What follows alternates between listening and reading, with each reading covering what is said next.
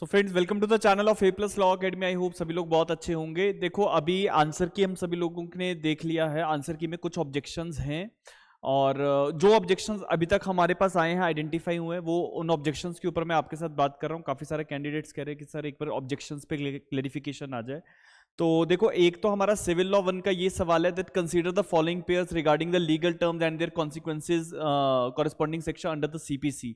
तो ये सवाल का जो आंसर दिया है वो आउटराइटली गलत है। रीजन बीइंग कि ये जो जितने भी हमारे मैचेस हैं, दैट इज मैने प्रॉफिट्स 212 के अंदर है, रेस्ट सब जुडिस सेक्शन 10 के अंदर है, कंस्ट्रक्टिव रेस जुडिकाटा सेक्शन 11 की एक्सप्लेनेशन 4 के अंदर है। तो ये सारे ही करेक्ट है। All of these should be the right answer. ठीक है, तो इस पे तो एक आप ऑब्जेक्शन डेफिनेटली डाल देना। ठीक है, इसके साथ साथ आपका जो है नेक्स्ट क्वेश्चन जो आपने ध्यान में रखना है, एक डिस्कवरी स्टेटमेंट से रिलेटेड सवाल था जो एविडेंस एक्ट से आया है सिविल 1 के अंदर। An accused person leads a police officer to a location and points out the place where stolen article weapon which might have been used in the commission of the offense and found hidden. Which of the following is the appropriate legal position as per the Indian Evidence Act 1872? Now this question is basically with respect to the discovery statement. इन्होंने कहा the conduct of the accused amounts to statement and is thus barred by section 25 of the Evidence Act. Now section 25 is basically whenever any statement is given to a police officer, confessional statement is given to a police officer, that is basically restricted under section 25. But this particular preposition is related to the discovery statement, so section 25 will not be covering over this. Next one is the conduct of the accused is an admission and is admissible under section 8 of the Indian Evidence Act. Section 8 के अंदर conduct की बात है। conduct जो है, if the conduct is of a party in reference to the facts or in reference to the proceedings against him or in reference to the fact in issue or relevant fact, वो सारी चीजें लिखी हैं। तो जो statement B है ये बिल्कुल ठीक है।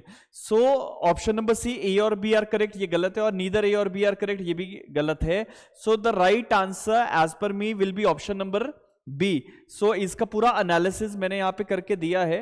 That is the conduct of the accused is not a barred statement under section 25 because it falls under the expression of exception of section 27। लेकिन जो ऑप्शन बी है वो करेक्ट है। सो आप लोग इसमें ऑब्जेक्शन डाल सकते हो। Option C, option D incorrect है, ऑप्शन ए भी इनकरेक्ट है, लेकिन ऑप्शन नंबर बी जो है वो बिल्कुल करेक्ट है। Conduct of the accused is relevant under section 8।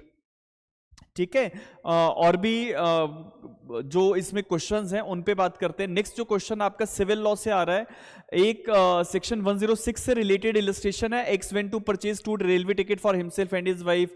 W during the ticket check in only could produce his ticket and W was charge for travelling without ticket. As per Indian Evidence Act on whom the burden of proof will lie, the ticket was purchased for on whom the burden of proving that ticket was purchased for W lie. अब देखो यहां पे सवाल ये है कि W is the accused. The fact that the ticket was purchased it should be upon the W. ठीक है, how a person that is accused can say that no, the burden will not lie upon me, rather the burden is upon my husband to prove that he had purchased a ticket for me. No.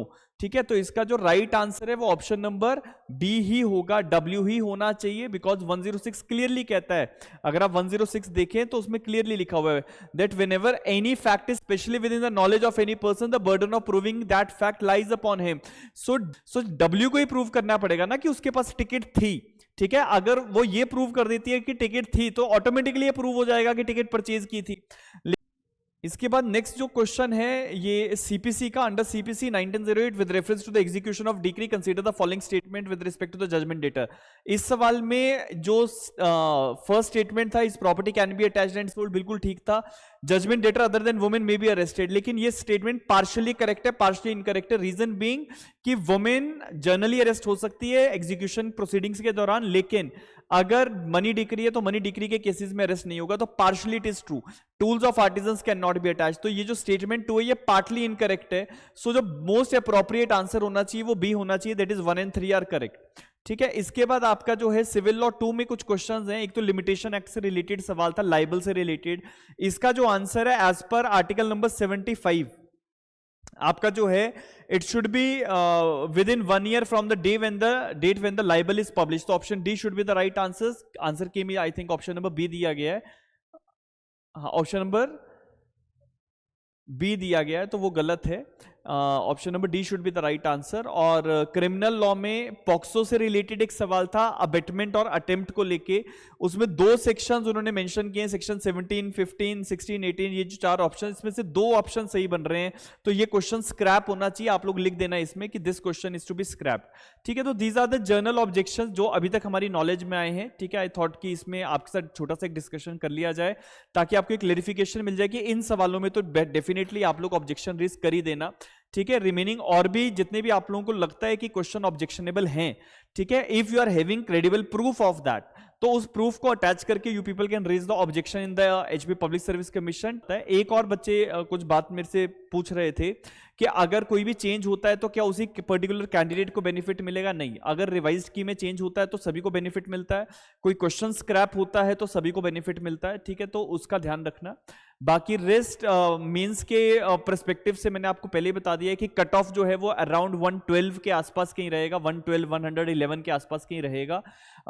तो उसी तरीके से आप लोग अपनी तैयारी जो है वो करते रहो। जितने भी कैंडिडेट्स 110 से ऊपर आ रहे हैं, 110 के ऊपर आ रहे हैं, आप लोग अपनी तैयारी शुरू रखो।